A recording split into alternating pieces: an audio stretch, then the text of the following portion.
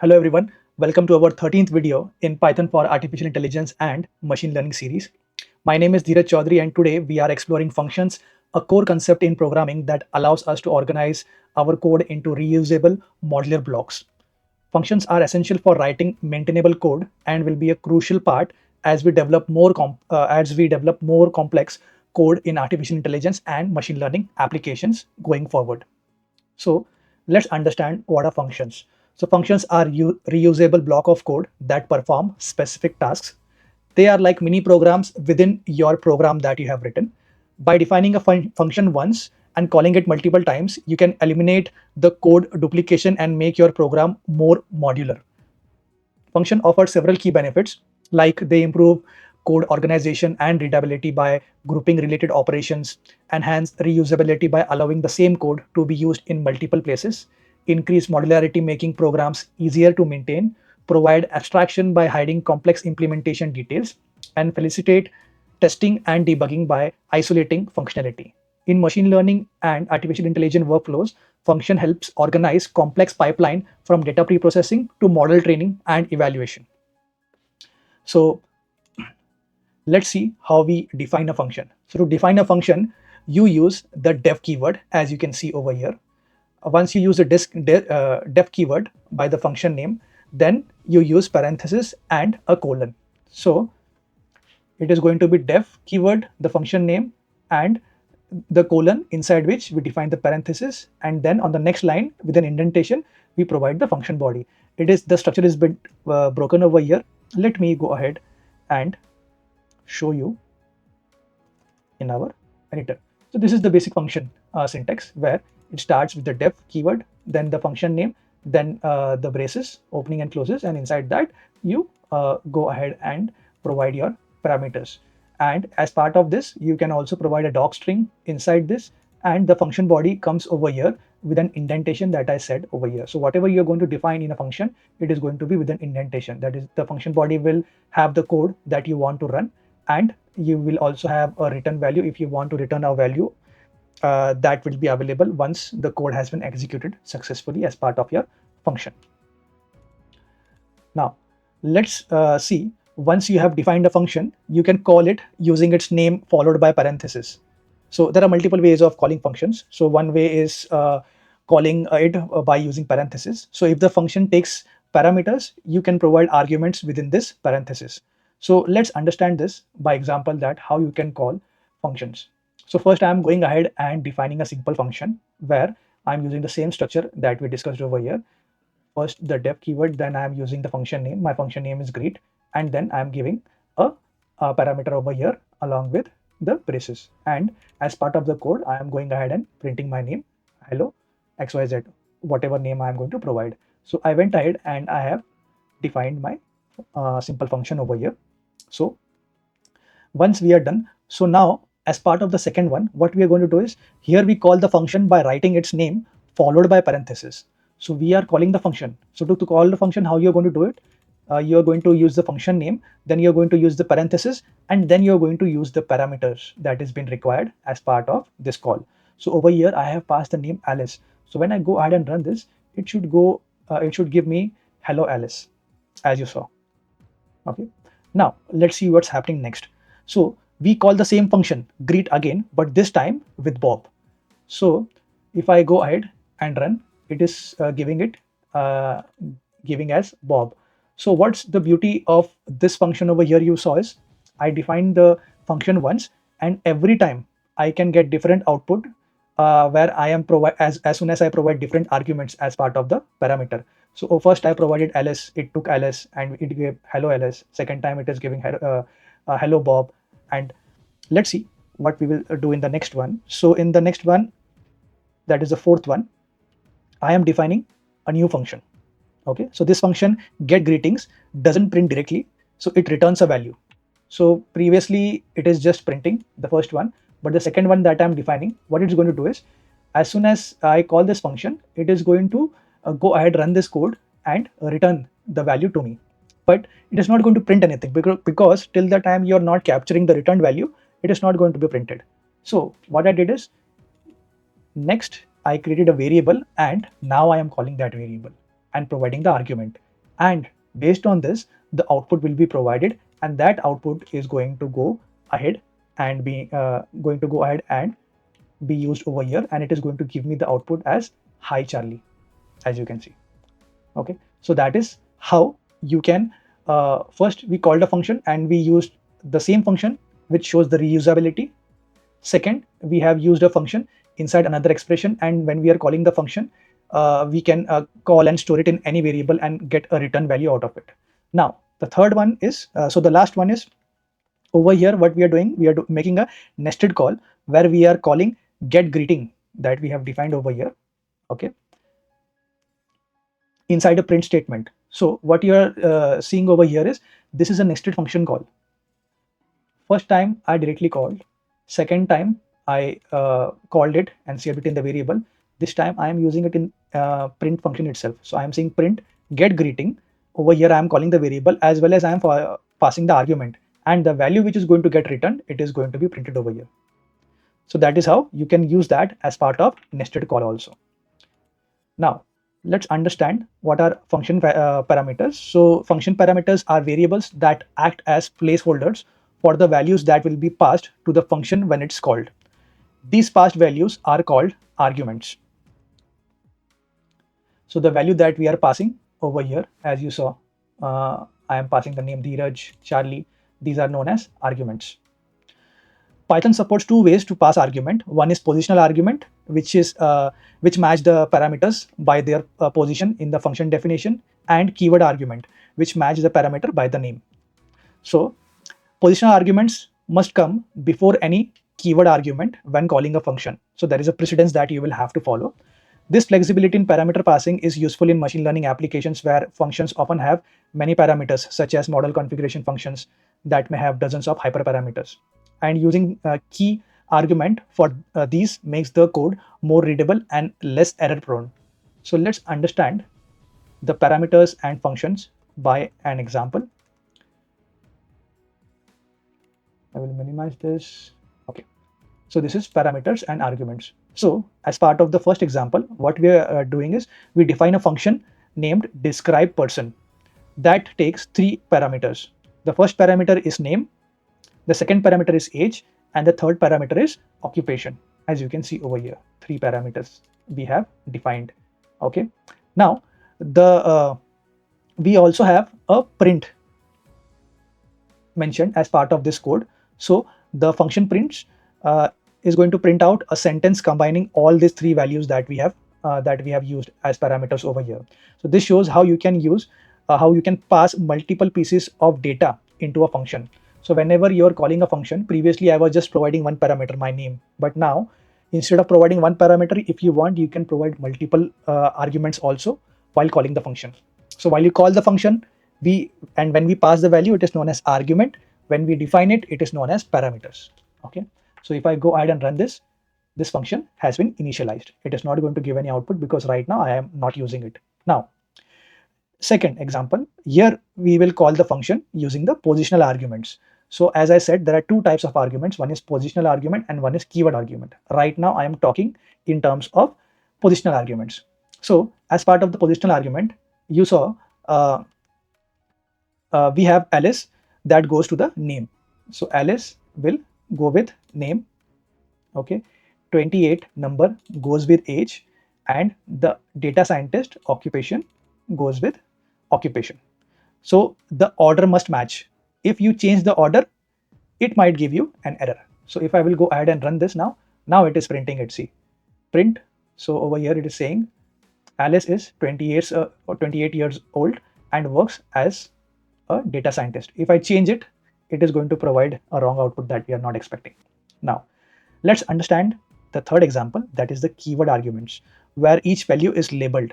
That means what I am doing is we pass them in any order. So right now, as I have passed Alice first over here, I can pass it at last also because I am using keyword argument.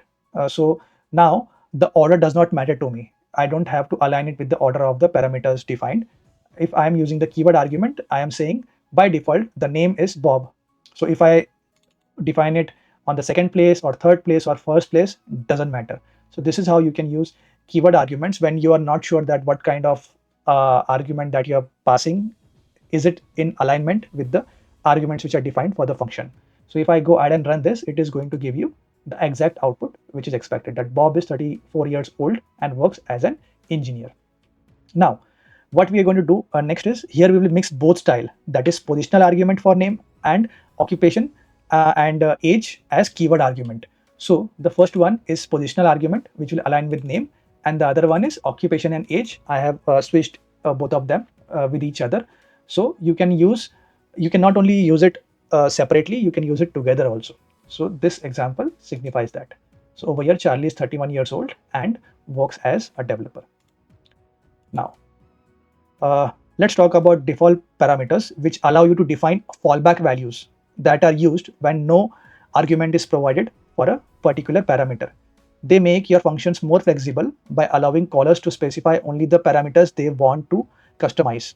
To define a default parameter, you assign a value in the function declaration like this.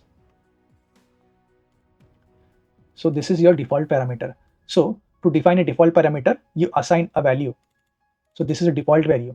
So previously I gave age parameter over there without any value, right? But over here, default parameters means if I am going to go ahead and provide a value over here by default hello, so that even if you are not providing any value for greeting, automatically it will take hello. So let's understand this with an example. So first I am going to go ahead and define this variable where I have used one positional parameter over here. Then I am using the default parameter over here where greeting is equal to hello and punctuation is exclamation. Now, once it is defined, we will see how we are going to use it. So all arguments are explicitly provided as you saw over there, that is hello and punctuation. So what I'm going to do is, so right now I am overriding all of them. So instead of using the default ones, I am overriding. That means whenever you are calling this kind of function which is having a default value, that does not mean you cannot pass any other arguments. If you want, you can pass. So if you are not passing it, then only it will consider the older one, otherwise it will override. So right now if I run it, you can see welcome Alice. So it has overridden that, and welcome Alice and full stop. So it has overridden hello and the exclamation. Now in the next one, what we are doing is we only provide the name, no greeting or punctuation that you see over here. So for the name, I am saying greet user Bob. Let's see what output we will get. See, we got hello Bob and the exclamation. We have not given the other two arguments, but still we are getting the value because we have a default parameter defined over here. That's why it is giving this kind of output to us. Now, in the fourth example, we provide two arguments, name and greeting. So this shows how you can override some of the default parameters. So over here, I have overridden all the arguments, but over here I am just overriding few arguments. So over here I am just giving the name and the greeting. I am not overriding the punctuation. So if I go ahead and run this, it says hi Charlie. So you can use it in multiple permutations and combination. Now, at last but not the least, first we have overridden all three. First we have overridden both two and provided the value. Second, we have overridden one. Now we are just going to override the punctuation. So if I go ahead and run this, so the punctuation has been overridden over here. So let's talk about the return statement, which allows function to send data back to the caller. So whenever we call the function, automatically it is going to return us a value. So return values can be any Python object. It can be a number, it can be a string, it can be a list, it can be a dictionary, or it can even be other function. That means you can call one function, return a function from a function. So when a return statement executes, the function immediately exits and the specified value is passed back to the caller. If the function doesn't include a return statement, it is implicitly going to return none to you. So function can return multiple variables also by separating them with commas. So technically this creates a tuple that can be unpacked by the caller later on. So in our example, I am going to cover that. So return values are essential in machine learning workflows. So functions often need to return processed data, trained models, and evaluation matrices. For that we use it. So let's understand this by few examples. So in first example, what I am going to do over here is I am going ahead and I am defining a function. So this function takes one parameter, that is number, and returns its square using the star star operator over here. So the return keyword that I have mentioned over here, it sends the results back whenever the function is going to be called.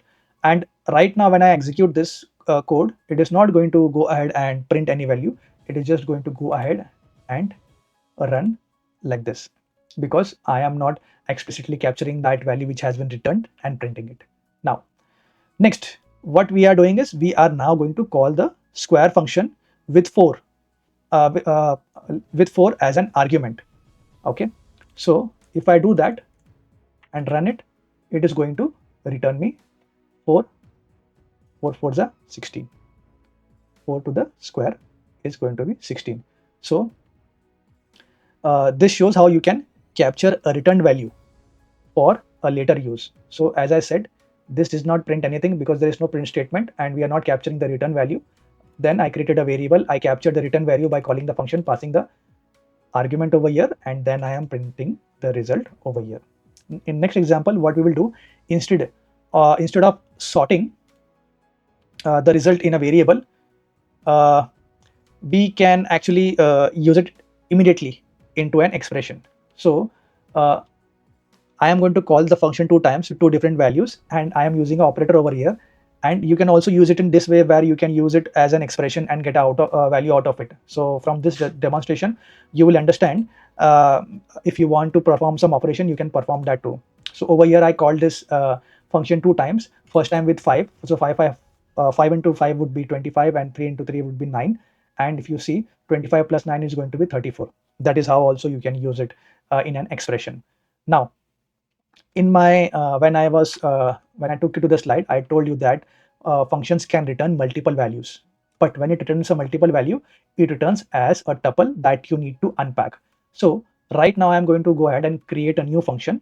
So this function defines 3 values, as you can see, and returns them all once using a single return statement separated by a comma. So in Python, returning multiple values like this creates a tuple. So all these 3 values that I have defined as part of this function, we are returning it and separated by comma. So if I run this, so now the return is available. So now whenever it is going to return, so let's go ahead and call this. So what I'm going to do right now is, when I'm going to call this one, so to unpack this into different variables, I have defined 3 variables over here: length, width, and height. L, W, and H, which I have separated by commas. And when I call this function, it is going to return these values, and automatically it is going to be stored over here. So if I go ahead and run this, you can see. So the length over here was 10, the width over here was 5 and 3. So 10 into 5 is going to be 15, and 15 into 3, that is how it is. 10 into 5, then the multiplication of that into 3, that is how it is going to be executed. So this shows how we can handle multiple return values in a clean and readable manner. Now, function documentation. So documenting your function is actually crucial for code maintainability, especially in collaborative projects where you work as a team. And Python uses docstrings, string literals enclosed in triple quotes placed immediately after a function like this. So this is how in triple quotes you go ahead and define your docstring. A good docstring describes what the function does. So over here in this docstring, we are trying to define what our function is for. So we are saying that our function is going to calculate the BMI, that is body mass index, first. Then I am saying that whatever parameters I have used, what kind of parameters are that and what it signifies. I am going to use weight, which is a float data type variable, and this signifies weight in kilograms. Then height in meters. And what I'm going to return, I am going to return a float value, that is a BMI value, that is weight divided by height raised to 2. So, and this is an example that how it is going to run the code and return the value. So this is how you actually describe what the function does, explain its parameters and return values, and often includes example, all of them together. So Right now, if you see in calculate BMI, it has a comprehensive docstring that explains its purpose, parameters, return values, and also includes a usage example. So you can use function docstring uh, using two ways. The first way is by using help. So when I go ahead and run help and call the function, it is going to tell me what is the docstring that we have created for this specific function. So if I go ahead and run this, you can see hello help on function calculate main. It has given us the docstring over here. You can also go ahead and print the docstring directly by using underscore underscore doc and underscore underscore. So you can do it by using the function name dot underscore underscore doc underscore underscore. So this helps you to print the docstring that you have assigned to your specific function. Now, let's understand a very important concept now while we are using function. So variable scope determines where your code, that is a variable that we create in our function, can be accessed. So in Python, variables are defined inside a function. So in Python, variables are defined inside a function which has a local scope, meaning they are only accessible within that function. They are created when the function is called and destroyed when it returns. So variables defined at the module level have global scope and can be accessed throughout the module. So when you reference a variable in a function, Python first looks for its local scope, then in an enclosing function, and finally in the global scope. So it maintains that hierarchy. It will first go ahead and check that in the local scope. If it is not found there, it is going to see in the enclosing function.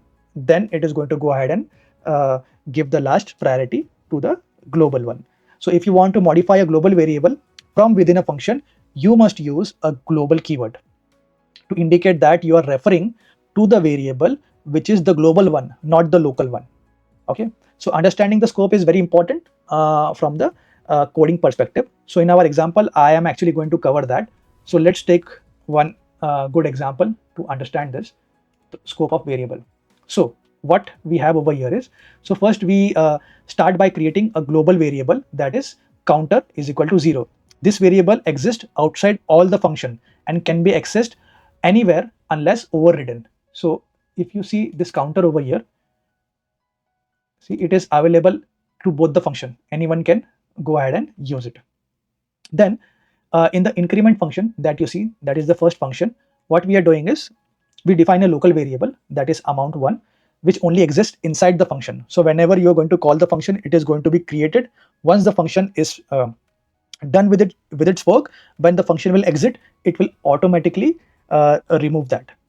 Okay, then we assign another variable, that is counter is equal to 10, but this also creates a local variable named counter. It is not going to change the counter over here. So this counter and this counter is different. So this counter is going to be created only as part of this function. It is not going to change the value of this one. So this counter is going to be 0 only. I will show you by running this code very soon. So let me do one thing. Okay, so when we are going to print counter inside this function, it will show us the local value is equal to 10, and after calling in increment, we will print the global counter also, so that you understand what it will show. So if I go ahead and run this code, you can see it says incrementing by 1. Okay, so this is the first print statement as part of this function. When I call this function, it is giving the first one, that is incrementing by 1, that is here. Then it comes to the next line, and over here what it is saying is local counter is equal to 10. So the value of local counter is 10. Then we go ahead and print the global one, that is over here. See, so I am using the global one and it is still 0. That signifies that if you are not going to go ahead and define global keyword, it is not going to touch your global variable. Okay, now in the next one, what we are doing is we are going to go ahead and use the keyword global. So when I say global counter, so over here it is not going to create a local variable. By default, it is referring to the global variable. So over here, whatever changes we are going to make, that is counter plus 1, it is going to change the value of the global variable. So when I'm going to run this, now you will see that global variable counter is now 1, and inside from the function also, and from the outside value also. So this has actually modified the global variable. This helps you understand that how local variables and global variables work, what are their scope, and if you want to modify the global variable, you have to use a global keyword. Now, last but not the least, let's see the Python documentation, that is the official documentation for this. So it provides comprehensive information about functions. The defining function section of the tutorial covers all the aspect of function syntax and behavior. I encourage you to explore these resources to deepen your understanding. Okay, and thank you everyone for your time and participation. I encourage you to experiment with the concepts we discussed today. If you have any questions or thought, feel free to drop them in the comments below. I will try my level best to answer them. And remember, programming skills improve with practice. So try to apply this concept in different contexts to solidify your understanding. Join our WhatsApp community, subscribe to our YouTube channel, and sign up for Tech Insight Neuron. All the links are visible on the screen above, as well as I have added that in the comments. So see you in the next video. Take care and bye for now.